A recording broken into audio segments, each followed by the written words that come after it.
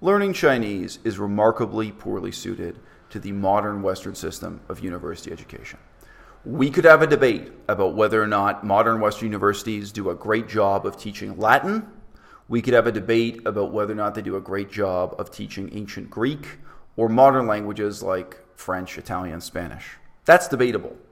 But there are peer-reviewed studies, there are quantitative studies showing that after 4 years in a bachelor's degree, students in the United States, Canada, England, if they've enrolled in Intro to Chinese, if they start off as beginners and spend those 4 years of their lives and thousands of dollars, the modern Western system of education absolutely fails to furnish them with basic competence in spoken Chinese. There are other interesting debates to be had about other educational models that are used for Chinese. I used to somewhat naively assume that the United States Army did a good job of teaching Army boys how to speak Chinese because, it's life and death ultimately. While I was a student at Keats, I had the strange pleasure of meeting quite a few graduates of U.S. military courses on Chinese, and they admitted themselves that they learned next to nothing in the long years and long hours spent learning Chinese within the U.S. military system. And they reflected that their colleagues, the other guys who went through the same program, they also learned nothing.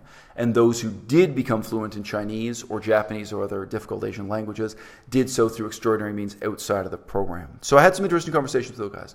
My point being, there are several different models competing in the 21st century for how to teach students languages like Chinese.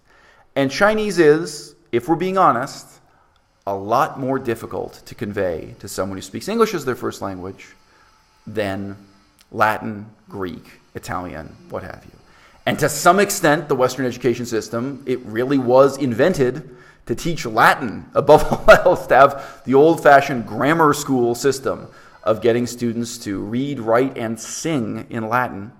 And not very much thought has been given as to what kind of changes would need to be made, even to teach modern European languages, let alone to overcome the tremendous, unique difficulties and obstacles that Chinese involves. So when I was studying at a normal Western university in Canada, University of Victoria, most of the professors just threw up their hands and admitted the system was crap. They said the only way you're going to learn Chinese is to buy an airplane ticket to China and do something, because you're not going to learn Chinese sitting in a classroom with 40 other students where you maybe get to talk to the professor one-on-one in Chinese for 5 minutes a year.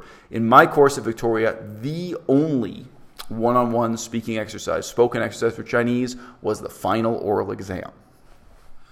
Otherwise, their method of teaching listening comprehension, which if you really think about it, can never work for Chinese, their method of teaching listening comprehension was to play a CD, an audio CD, and then have the students fill out a multiple choice form, photocopied.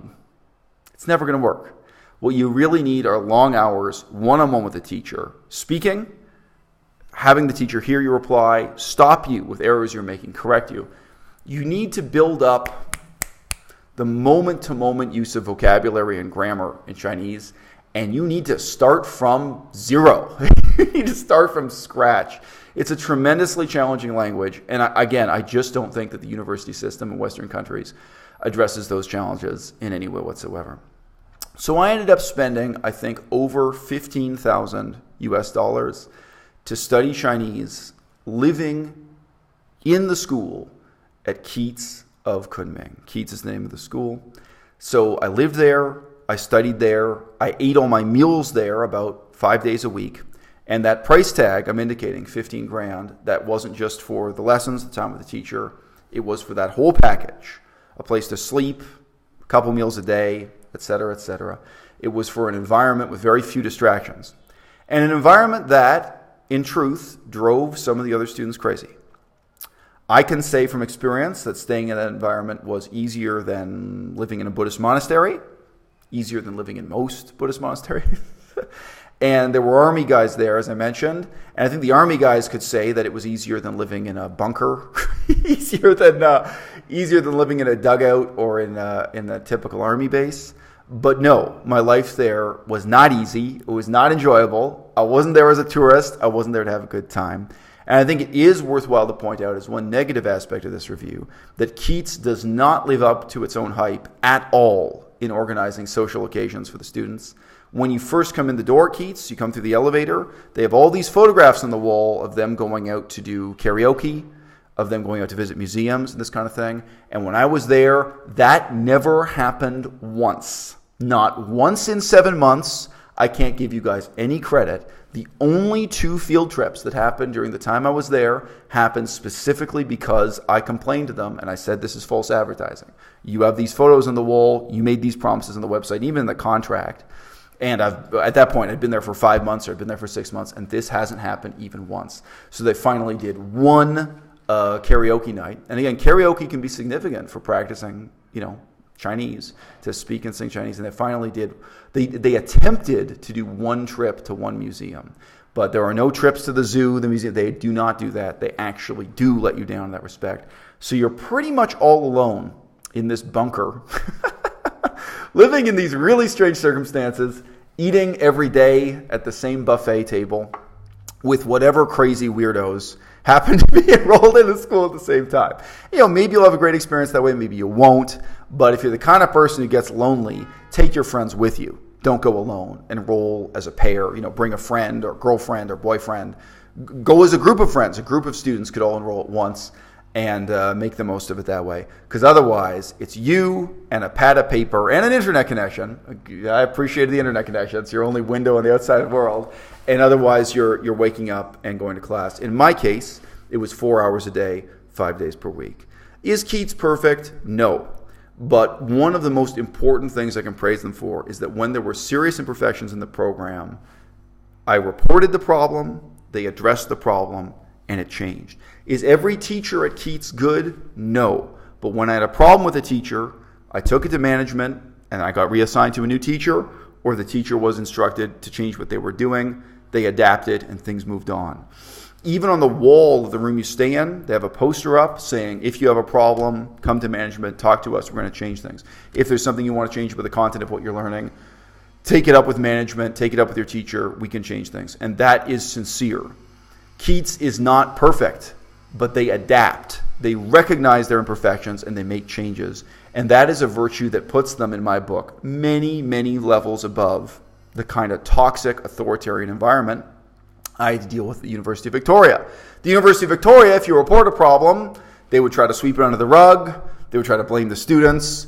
They would have ridiculous complaints processes involving the head of the department and the ombudsman and the dean. Nothing would get done. Ultimately, they would just say, look, we're trying to make as much money as possible by giving you as little education as possible. Ain't a damn thing going to change. And yeah, that even was true. University of Victoria trying to just address what they were doing with the teaching assistant, how some of the minor things were organized. They could have really easily made improvements. And I and other students pointed out shortcomings in areas where they could make improvement that wouldn't have cost them a dime. But they refused. They would rather be right. They would rather feel like they were right and continue to be wrong than actually solve the problem. So Keats is not like that. I did have problems with some of the teachers. And also, just keep in mind, some of the teachers just wanted to teach stuff I wasn't going to study. So I came there, I'm paying this premium to do one-on-one, one teacher, one student. So that means you don't have an exam, you don't have a preset list of words to memorize. You've got to come there with the initiative and the organization and self-discipline to say, hey, here's what I want to study. So another guy who got a lot out of the experience, there was another guy there who was something like an accountant in the international finance system. So, a specialized accountant for something like stock trading. I wasn't that interested. But he came to that school. He knew exactly the vocabulary he wanted to study. He knew exactly the kind of conversations he needed to rehearse in Chinese, exactly even the kinds of written sentences he needed to work on. And then his teacher could respond to that, right? So likewise, I came and said, look, I come out of a political science background, Asian studies background. I'm interested in history, politics, economics. This is the kind of vocabulary I care about. And every day I was doing a written composition, basically a one-page handwritten essay, and that would have in it this type of vocabulary about politics and history. And then we would use that in the speaking and listening practice in class. I was using it in my written class, my written work, so on and so forth. And it naturally took our curriculum in that direction, in a direction that was rewarding to me intellectually and personally, reflected my interests, and where I was motivated to really work hard in the language. I had one teacher who, by contrast, wanted me to do a bunch of lessons on driving a car, turn left at the red light, this kind of vocabulary. And I had to say, look, I've never driven a car in my life.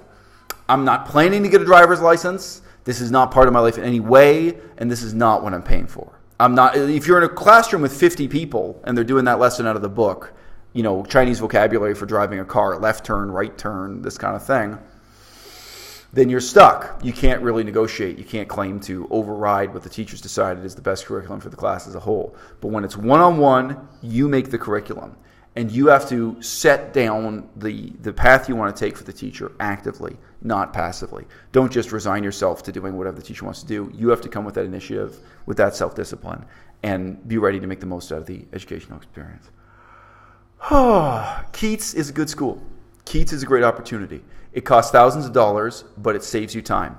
I think if you study Chinese in a mainstream American university, you will also spend tens of thousands of dollars, and you will learn much, much less in the passage of 4 years. I'm filming this with my weights in the background. You can see where I do bench press back there. People ask me for advice on Chinese all the time. People who meet me face to face are impressed with how much language I'm able to cope with, speaking, listening, etc. Sometimes they see my handwriting and they're impressed with the level I'm at in terms of reading and writing Chinese also. And they say to me, in effect, what's your secret? How did you learn Chinese? What methods did you learn? They ask that kind of question.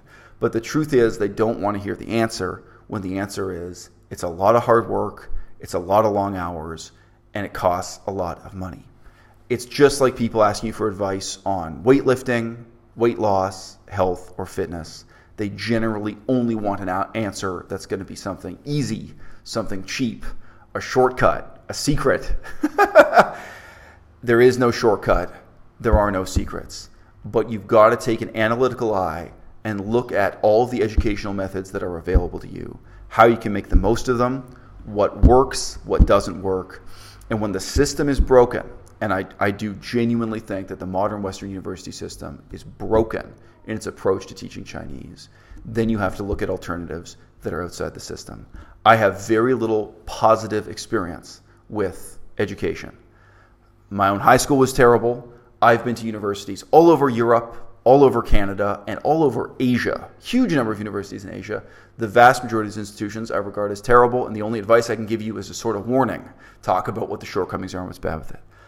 My experience with the education at Keats is uniquely positive. It's a uniquely positive educational experience in my life. Although it has shortcomings, we're talking about an institution that's willing to recognize its own shortcomings and adapt to them, as long as you bring the initiative to make the most out of that opportunity.